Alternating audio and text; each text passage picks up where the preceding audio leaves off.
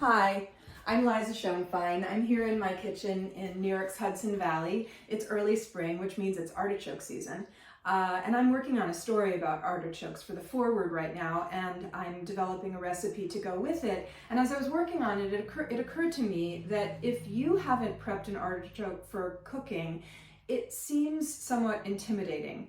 And the fact is, even reading a step-by-step might not give you enough confidence to go out on your own and decide to cook artichokes. And so I thought I would make a little step-by-step video to show you how it's done and how it's a bit of a process, but it's absolutely doable. So I'm gonna start by showing you a couple of different kinds of artichokes. This is a big globe artichoke. This is actually also a globe artichoke, but it's smaller. I got these nice little ones at Trader Joe's this week, actually.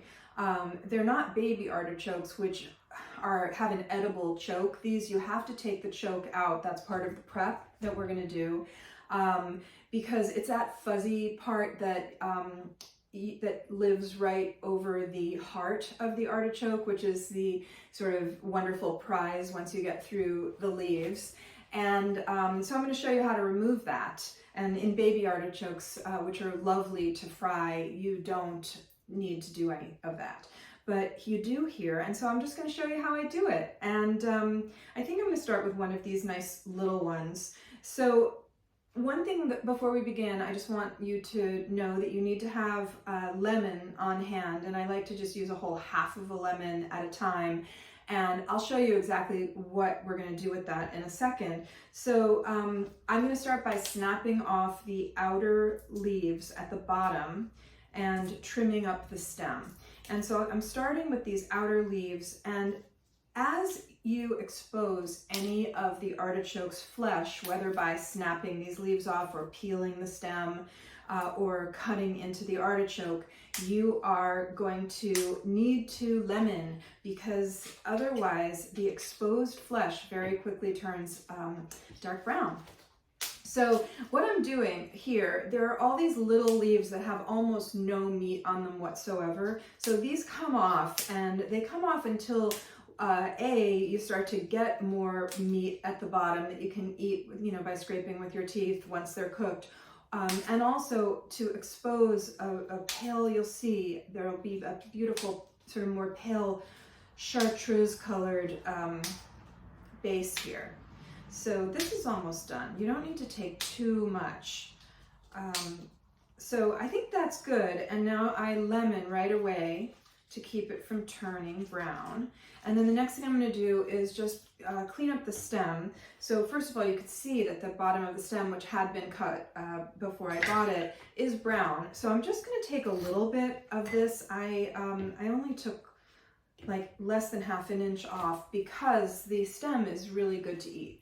So it's actually the continuation of the heart inside. So what I'm going to do is I'm just going to trim the outer, there's a little bit of a tougher layer, and I'm using a sharp, small paring knife. I'm going to go at it this way to just peel down and not take very much, because you don't need to. And I'm just exposing the very tender, pale flesh of the stem that's underneath this slight tough part. And what I'm doing is similar to what you would do if you had some beautiful asparagus that you wanted to just trim the end of the stalk, the tougher end of the stalks, to make it edible. So I'm almost done with that. And then once you're done with that, the first thing that you do is lemon.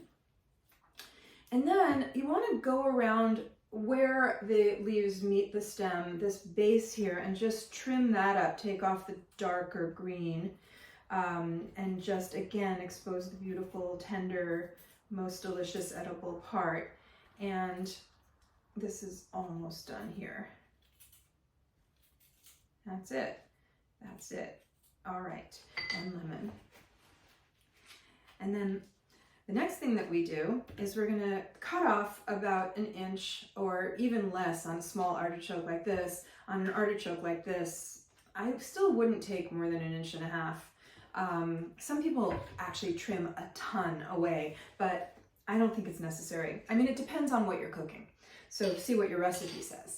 But anyway, I'm going to use a serrated knife to cut off the top, I would say 3/4 of an inch of this one. And I'm using a serrated knife because it's really easy to saw through. And if you try it with a chef's knife, you almost feel like you're dulling the blade of your chef's knife. It's not great. All right, so I've done that, and now I'm lemoning because I don't want anything to turn brown. I'm even going to re-lemon down here. And the next thing you do is you always have a scissor on hand, and you want to just cut off the tops of the leaves, especially if you still had any that were pricks, you know, that were prickly.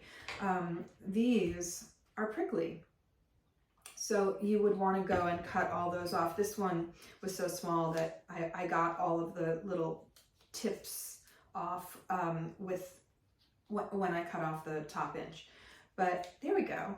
So you're just trimming it up both for aesthetic reasons and so that you make sure that no one who's eating these artichokes is going to get stuck with a little, you know, needle-like thistle. So that's that. And that's pretty much it. If I were going to steam these, I would probably remove the choke after I steamed them because it's much easier to pull out. I'm loosening up the leaves. They were really tight, and I'm loosening them up. And once they were steamed, I could go right in with my spoon and just get down to where the resistance happens, and you would just scrape up. What would come out is the very tiny little center leaves, which can also have little prickly edges. And then below that, but before the heart, there would be the fuzzy stuff, and it would come out probably in like 1 or 2 little scoops of a small spoon.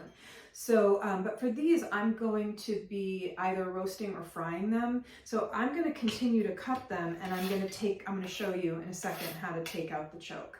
So again, with my serrated knife, I'm putting it upside down, and I'm going to cut straight through the stem. I'm just going to start it and then go like this. Very easy. And now I have that beautiful, there's a little of that pale purple, very beautiful. But having said that, those are the leaves that you want to get rid of because they're prickly and they don't really have any meat on them. So right below them, I think you can see is this semicircle of fuzzy stuff. That's the choke. So couldn't be easier.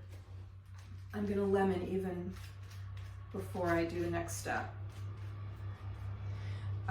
You take your knife, you take your spoon, and you follow that little arc where the choke meets the heart.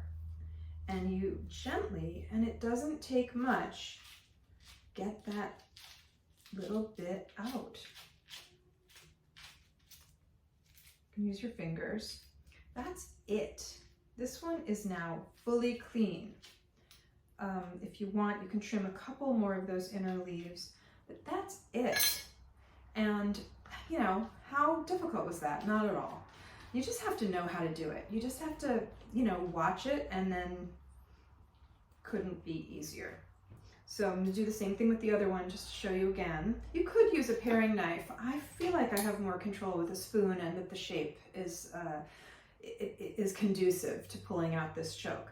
So again, I don't want to take too much. I don't want to, you know, I don't want to use the heart because I don't want to lose the heart because that's the best part, arguably. The leaves are pretty great too, the ends of the leaves. So that's that. I'll just say that you could fry these now. Some people like to really trim it up a lot more before frying, but you know, I would probably maybe cut a little bit more off here. But what I love to do is roast these, and all I do, they're already full of lemon, so that adds to the flavor. I would just, what I do is I just drizzle olive oil and sprinkle salt and pepper in and around these leaves, and then I roast them. These small ones would probably be, you know, 8 minutes on a side. So I do 8 minutes in a 400-degree oven and then turn them over, maybe even less. For one like this, I think 10 minutes per side would do it. They cook surprisingly fast. So, but you can also steam them. There are so many things you can do with them. I hope you'll try it because, as you can see, it's totally doable. So that's it. Happy artichoke season. Thanks for watching.